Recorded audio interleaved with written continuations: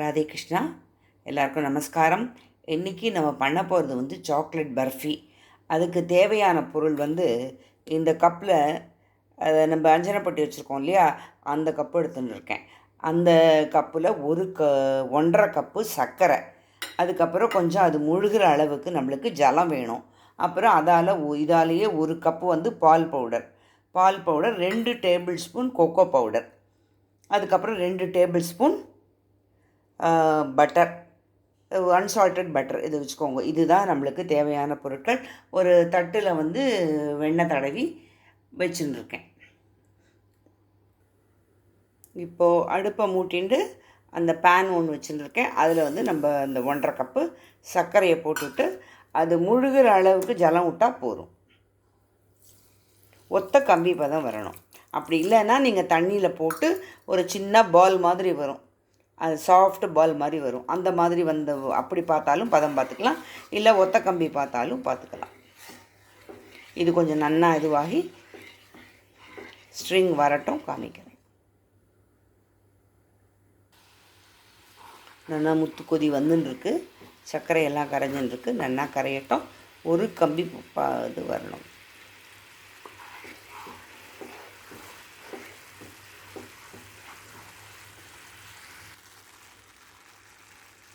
இந்த மாதிரி நல்லா ஒத்த கம்பி பதம் வரணும், ஒரு ஸ்ட்ரிங் வரணும், அவ்வளோதான். அதுக்கப்புறம் இந்த வெண்ணெயை போட்டுடணும்.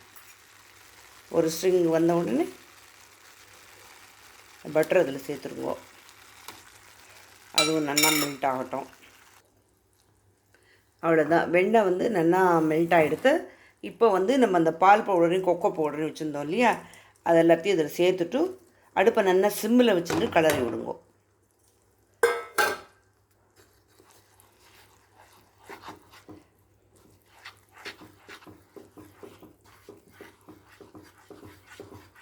கட்டியெல்லாம் தட்டாது, நல்லா மெதுவாக அப்படி கலரி கொஞ்சம் கொஞ்சமாக அப்படி சேர்த்து கலரிட்டு வந்துடும். கொக்கோ பவுடர் உங்கள் இஷ்டம்தான். டார்க்காக வேணும்னா இன்னும் கொஞ்சம் நிறையா போட்டுக்கலாம், இல்லை எங்களுக்கு வேண்டாம் அப்படின்னா நீங்கள் இன்னும் கொஞ்சம் கம்மியாக போட்டுக்கலாம். அதுக்கப்புறம் நட்ஸ் எல்லாம் முன்னாடியே நீங்கள் என்னென்ன நட்ஸ் வேணுமோ, இல்லை திராட்சை வேணுமோ எல்லாத்தையும், கொஞ்சம் திராட்சை வறுக்க வேண்டாம், இந்த நட்ஸ் எல்லாம் கொஞ்சம் நல்லா ட்ரை ரோஸ்ட் மாதிரி பண்ணிவிட்டு பொடி பண்ணி வச்சுட்டு அதையும் இதில் ஆட் பண்ணி போட்டுக்கலாம். அதை சிம்மிலே வச்சுட்டு கலரின்னு இருந்தோம்னா கொஞ்சம் நேரத்தில் நல்லா அது ஒட்டாமல் வரும். அதுக்கப்புறம் எடுத்து நம்ம தட்டில் கொட்டிட்டு ஆறின உடனே வில்ல போடணும். அவ்வளோதான், நம்மளோட சாக்லேட் பர்ஃபி ஈஸியாக ரெடி ஆகிடும். சீக்கிரமாக பண்ணி முடிச்சுடலாம். இது ஒன்றும் பெரிய கஷ்டம் கிடையாது, பிகினர்ஸ்க்கு எல்லாருக்குமே வரும். இது கொஞ்சம் முதல் தடவை வரலைன்னா கூட அடுத்த தடவை வந்துடும். அந்த பக்குவம் பார்த்து இறக்கணும், அவ்வளோதான், வேறு ஒன்றும் இல்லை.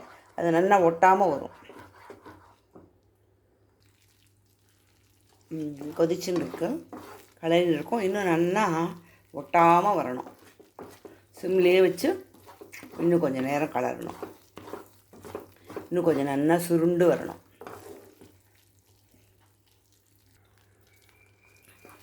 அவ்வளோதான்.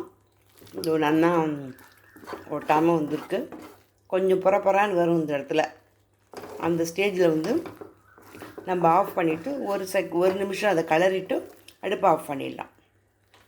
அடுப்பை ஆஃப் பண்ணிவிட்டு கொஞ்சம் கைவிடாமல் இப்படி கலர்னோடனே கெட்டி ஆகிடும். அதுக்கப்புறமா நம்ம க்ரீஸ் பண்ணி வச்சுருக்க இந்த தட்டில் போட்டுட்டு கொஞ்சம் நல்லா ஆறின உடனே துண்டம் போடணும். நட்ஸ் வேணுங்கிறவா நட்ஸ் ஆட் பண்ணிக்கலாம். இந்த அளவுக்கு நல்லா சுருண்டு வரணும். அப்படியே நம்ம தட்டில் விட்டுட்டா அதுவே நல்லா ஸ்ப்ரெட் ஆகிக்கும். அதை டிஸ்டர்ப் பண்ணாமல் அப்படியே விட்டுடுங்க. அது கொஞ்சம் ஆறின பிறகு நம்ம நல்லா துண்டம் போடலாம். பபிள்ஸ் வந்திருக்கு பாருங்க. அவ்வளோதான், நம்மளோட சாக்லேட் பர்ஃபி ரெடி. இதை பாருங்க, துண்டம் போடுற செய்ய இது ஈஸியாக வந்துடுத்து. நல்ல ஷைனிங்காக நல்ல இதுவாக இருக்குது பாருங்க.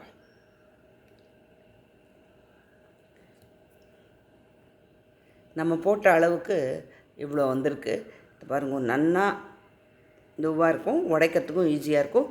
கொஞ்சம் சூடு இருக்கச்சையே நீங்கள் போட்டுருங்க. அது பாருங்கள் எப்படி உடையிறது பாருங்கள், ஈஸியாக. டேஸ்ட்டும் நல்லாயிருக்கு. நீங்கள் அந்த சொன்ன அளவு போட்டு பண்ணினீங்கன்னா ரொம்ப கரெக்டாக வருது. அந்த இறக்கிறது மட்டும் கொஞ்சம் பார்த்து இறங்கிக்கோங்க. கொஞ்சம் முன்னாடி இறக்கினீங்கன்னா சவுச்சவுன்னு ஆகிடும். கொஞ்சம் அந்த பரபரன்னு வந்தவுடனே லைட்டாக அந்த நல்லா சுருண்டு வந்தவுடனே இது பண்ணிட்டேன்னா கரெக்டாக இருக்கும். இது ரொம்ப ஈஸி, எல்லா பண்டிகைக்கும் நம்ம பண்ணலாம். நன்னாவும் இருக்கும், குழந்தைகள் விரும்பி சாப்பிடுவோம். நட்ஸ் போட்டேன்னா இன்னும் குழந்தைங்களுக்கு நன்னாவே இருக்கும். தேங்க்ஸ் ஃபார் வாட்சிங் my channel and subscribe me please.